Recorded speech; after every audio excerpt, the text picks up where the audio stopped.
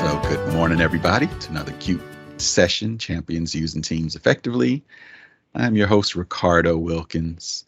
We might have Nash and Stacy, who are normally here. We might have them joining later. But otherwise, we can just jump right in. This is for your questions. I certainly have stuff I can talk about, but feel free to use the chat or come off mute and ask some questions, which I see are coming in as we speak. Let me make sure I can see my chat properly. All right. So transition, I see in the chat, transitioning from Office 2013 on-prem to O365 GCC.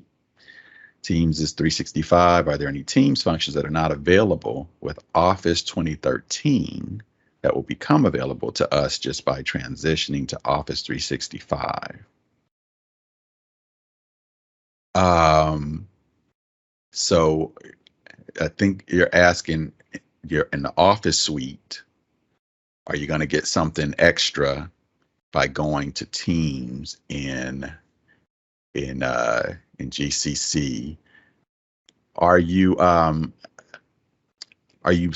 going to Office Pro Plus as a result, as part of your transition? Because that would essentially bump you up to the latest version of Office. Probably, but I'm not 100% sure. Okay, so I would suspect that would be the case, because I think 2013 is actually probably one of the reasons you're switching. I think that's coming out of support. So I'm going to assume you're also going to be upgrading your Office, and if so, I would say,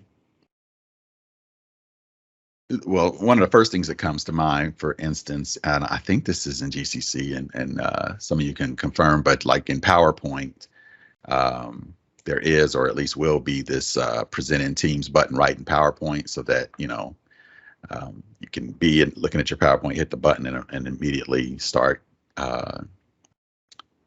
casting to Teams. That's just the first one that the very obvious Teams related one that comes to mind. I would suspect, I'm trying to think, would your co-authoring work more seamlessly? Well, the other thing is that we're also upgrading from SharePoint 2013 to SharePoint Online 365. Yeah. And so with the file storage with Teams, will that change or have added features? Right. So Teams, the Teams is just going to use SharePoint Online for its storage. So there is no specific Teams storage. It's your SharePoint Online storage, which I think the default policy is like a gigabyte or something. I mean, it could be whatever your organization decides it to be, but you're probably looking at a 1 or 10 gigs, depending on what that default policy is. But it's all your SharePoint storage, which is a calculation based on number of users and the tenant and that kind of thing. So you're not getting any team-specific storage. Teams just going to use that SharePoint Online storage. But with that shift to both the latest version of Office, as well as storing documents on SharePoint Online and in OneDrive, if you're doing that as well, I mean, I would expect if you're coming from 2013, I would expect that you would it would feel like a very seamless, well-oiled machine, in terms, because all of those products, are built for the cloud. We're going to work well from that perspective. When you do any co-authoring, I'm betting that will feel a lot more well-oiled.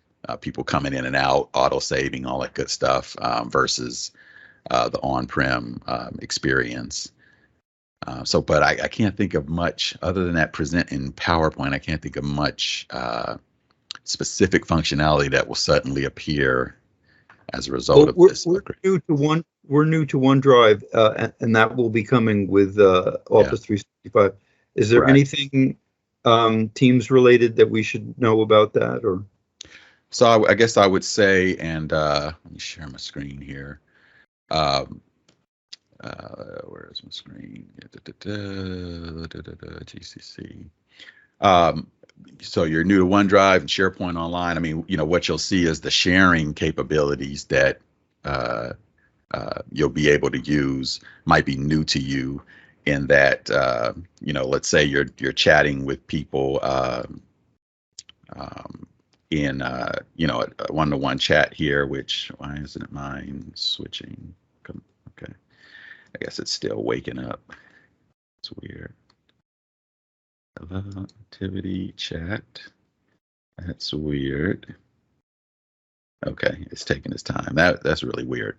But when you're chatting, and if you were to try to share a file here in this chat, and clearly I've got to update this demo, but usually there would be a OneDrive option here. So your file sharing in chats is going to use OneDrive. Your file sharing in the Teams area is going to use the SharePoint piece. But I think what might be new to you is that sharing concept. And I'll go, where should I go to show that?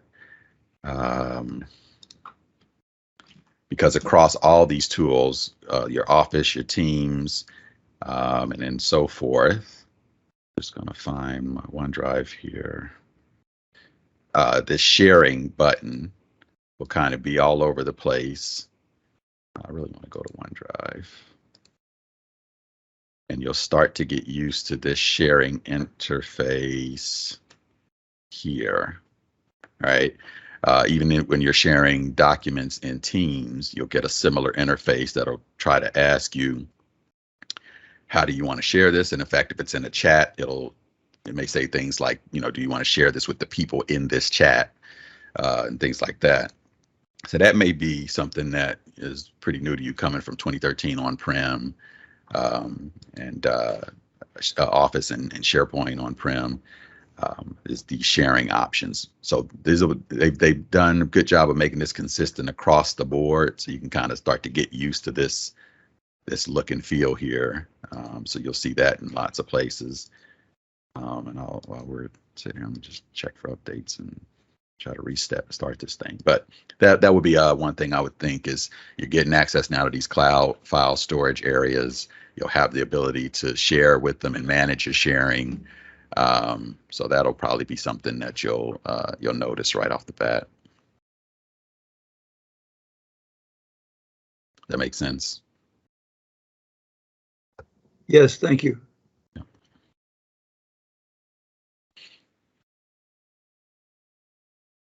Awesome. It's funny you asked that question about about team storage. If anybody follows me on LinkedIn, I put a meme, and I wonder if I can even find it, but about two people arguing about Teams files, or files in Teams, or Teams files, and files in Teams, or SharePoint files. The SharePoint folks versus the Teams folks, and which one is it? And we talked a little bit about this last week too in this session. So yeah, it's interesting that it has gotten a lot of engagement, a lot of comments. People are going back and forth on it. So it's a fun debate in my opinion. But yeah, my thought was just, yes, technically the SharePoint is the back end, but your end users hopefully can just say my files are in Teams and just use that file button and get most of their work done. So see, I don't know. I mean, it'd be interesting. I almost want to put a survey in this meeting here, or you guys kind of let me know whether you jump into SharePoint a lot, or if you're getting most of your work done just by interacting with it in Teams. I know, like Lisa, for instance, is a SharePoint guru, so she's probably jumping into SharePoint by choice. But yeah, it'd be interesting to know if people are, yeah, I see.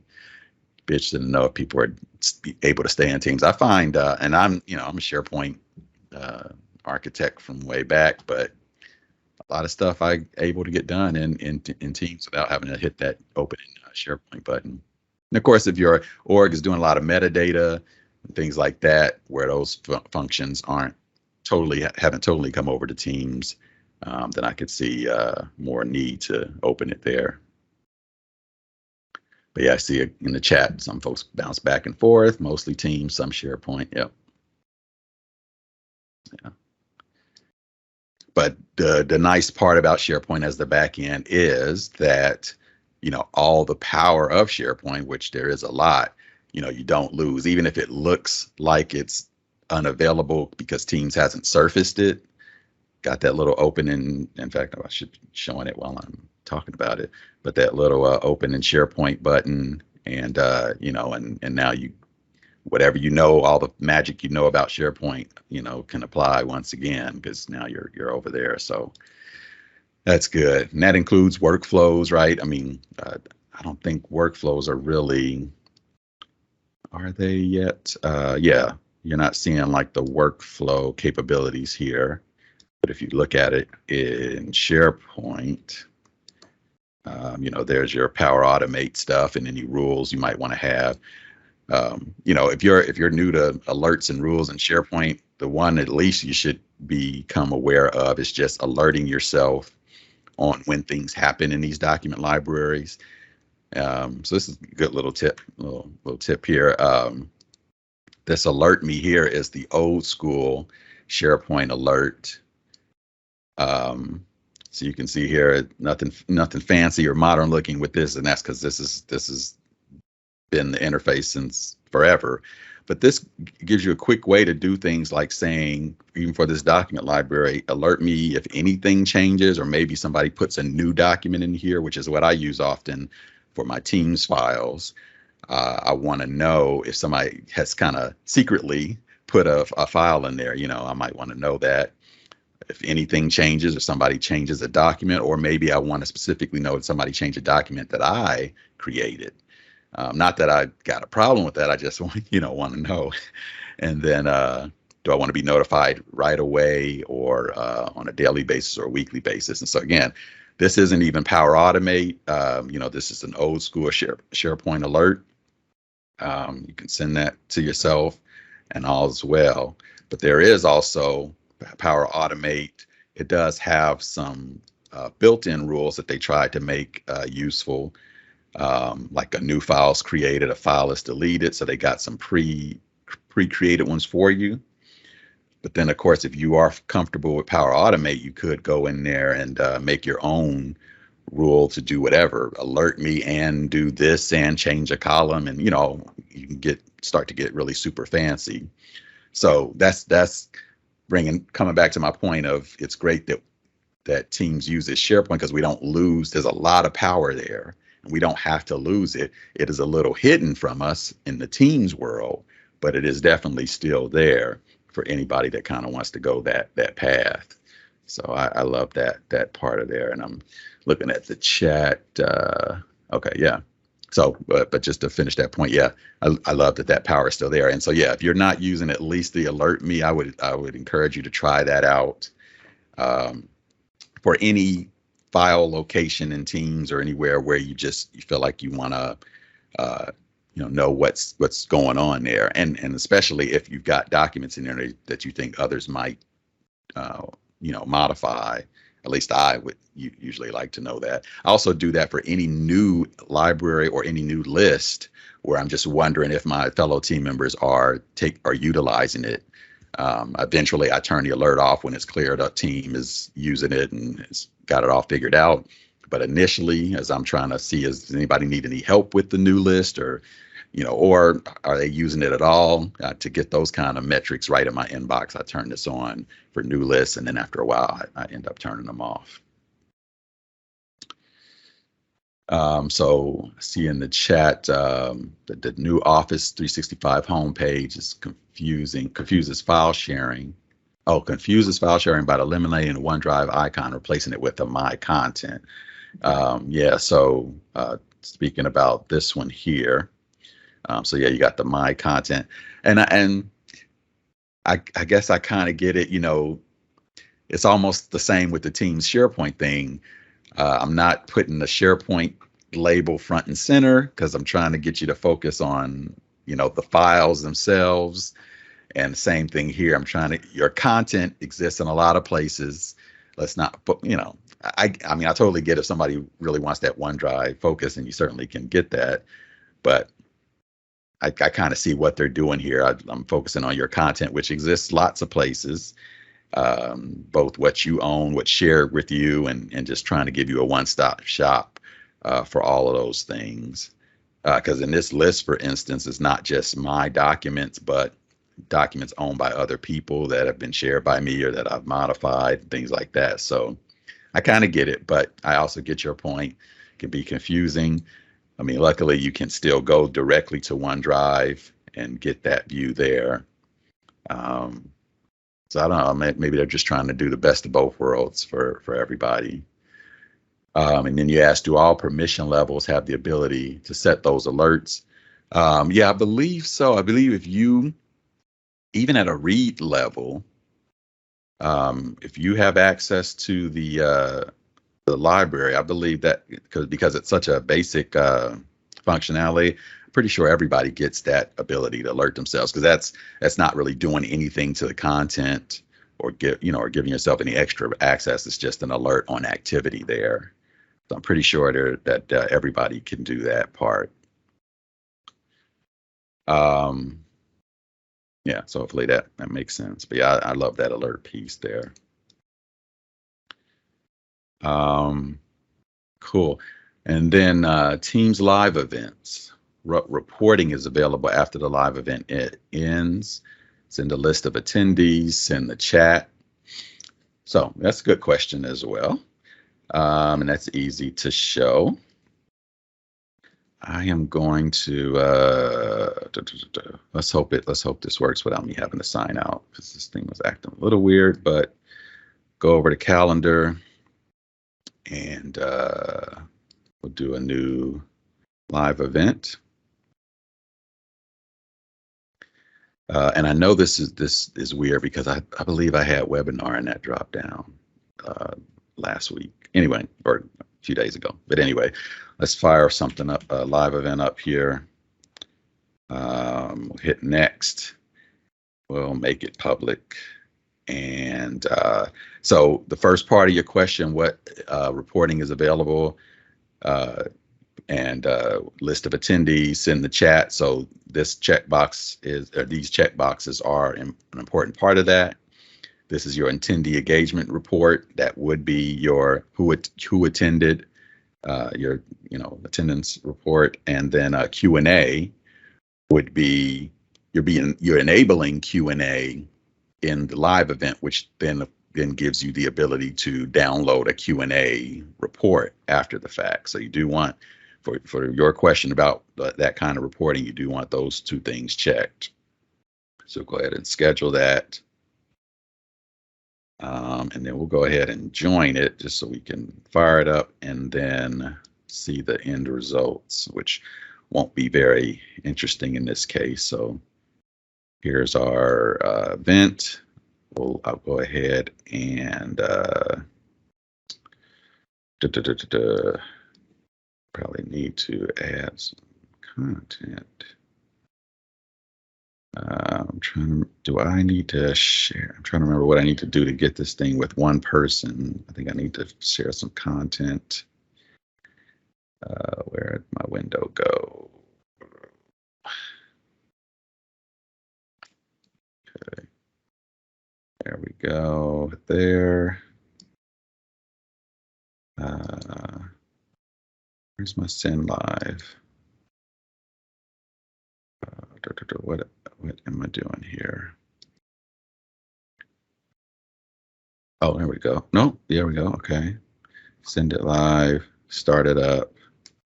Are you sure you want to start? Yes. I just want to start. Obviously, no attendees, but I just wanted to start to get this thing going. I'm going to end it. And we're all done. I'm going to go ahead and leave it and then check back to the results, which hopefully are there despite how short that live event was. All right, so here we go. So first off, the Q&A report, I'll hit download on that. And we get a CSV file. And of course, this is empty, but what it would have is, let me just make this, oops, make this bigger so you can see. It would have who it was, and basically what they said and when they said it. So you get a whole list of that piece here from a Q&A perspective. And then from a attendee engagement perspective, if I download that,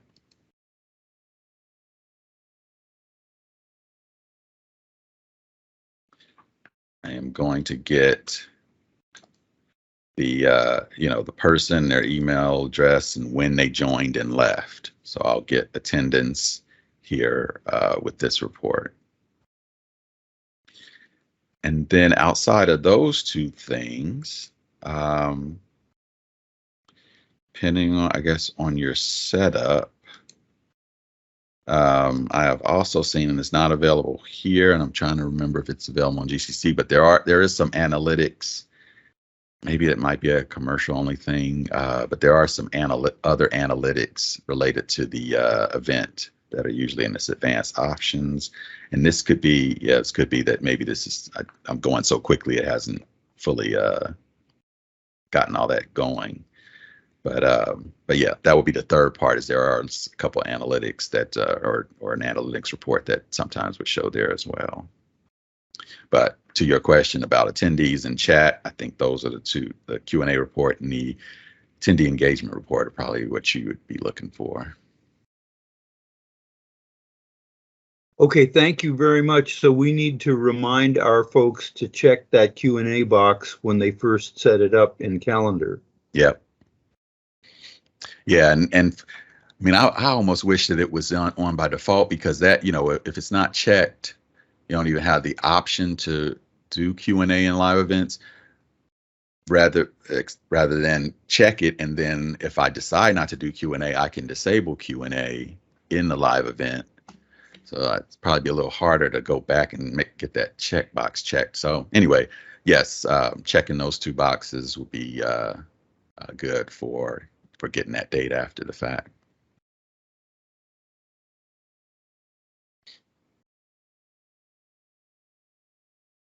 Good stuff there. And while we check, well, no, I'll have this refreshed for next time. I feel like it's acting wonky for me, but it's getting the job done. Chat's working, so that's good. Yeah, it's good stuff. Any other questions? And I will say, this group, we haven't talked about live event as much lately. And I'm wondering if that's because Teams meetings got the 1,000-person limit and all those large meeting features. I'm wondering if more people are starting to use that for their large meetings rather than the live event. I don't know if there's a way to maybe show a thumbs up or something if that's the case for you. Yeah, go ahead. For us, they were using Cisco WebEx live events, yep. And we're trying to transition them onto Teams live events. Mm-hmm. So we're learning it and teaching it. Yeah. But some of those factors, like I think, and you know way more than I do, but I think we did one test where the Q&A box was not checked in Calendar, and once the live event actually starts, mm-hmm. I don't think it will let you go back and check that box. But anyway, we're learning it and trying to transition our folks to, and we may have some first large group Teams live events coming up in the next couple of months. Okay. Yeah, I would always remember that you do have an option that I feel like wasn't necessarily there before. Live events, as soon as my attendance list got above 350 or whatever, there's no choice. I had to go there, right? Because those large events were somewhere in that 3,000 to 1,000 person range. So just keep in mind that you do, if capacity is the only thing moving you to live events, keep in mind now that regular Teams meeting has that 1,000-person capacity and could be another option as well. There's certainly still a couple of unique aspects to live event that might make it still better, even if capacity isn't an issue. But just keep that in mind. And of course, when you do use a normal Teams meeting for a large meeting, then also keep in mind the large meeting features that are there to help you, which are just real quickly are shown in the meeting options. So if I'm using a regular Teams meeting for 1,000 people, I'll probably want to turn these guys off maybe. Especially, I might turn off all mics knowing that I can individually turn on mics, but, after someone raises their hand or something like that. I probably want to turn off presentation for everyone. Probably want to turn off the announcing callers if that's going to be a big part of it. Things like that. So this setting here, for instance, only me presenting, attendees can't do mics or camera. This one is well set up for a large meeting where I'm not going to have to worry about telling 100 people, please mute your mics. I'm not going to have to worry about somebody coming on camera and potentially maybe messing up the elegant, presenter layout that I had planned and all that good stuff. And a couple more features are coming to this meeting options area for you in the future as well. So yeah, just keep that in mind. Yeah, I see, Lisa, you guys are still doing live events and regular meetings. Yep. I will say the live event, one advantage of the live event, depending on your audience, is that attendee, it's not much they can do, right? I mean, they are viewing and interacting with Q&A maybe, but they certainly don't have to worry about a microphone button or a video button or anything like that. So it's a lot more simplified if that's the goal, is making sure your 1,000 attendees can just click a thing and then watch. Live events are certainly teed up for that.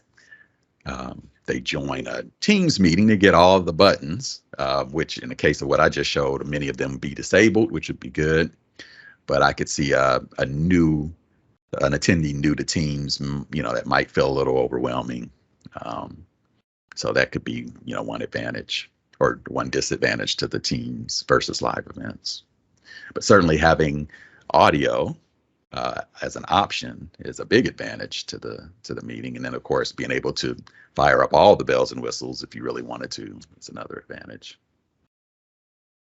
So good stuff. Oh, would you please show again, how did you access the turn off people's microphones? Was that with the 3-dot ellipsis? Yep, 3 dots and meeting options. This will be your best friend as you are an organizer of more meetings. Meeting options, and for a large meeting, I would suggest, doing things like only me or only specific people can present, which then makes everyone else an attendee. And now that they are an attendee, I want to turn off their mics and I want to turn off their cameras. So these 3 right here to me are essential for if you're going to have a very large meeting and use the Teams meeting format. You may probably even want, I would usually set this to everyone. If I got 1,000 people, I don't want to have myself or anyone have to admit individuals. So I'd probably go everyone on the lobby. And the rest maybe I would leave alone and I would save that.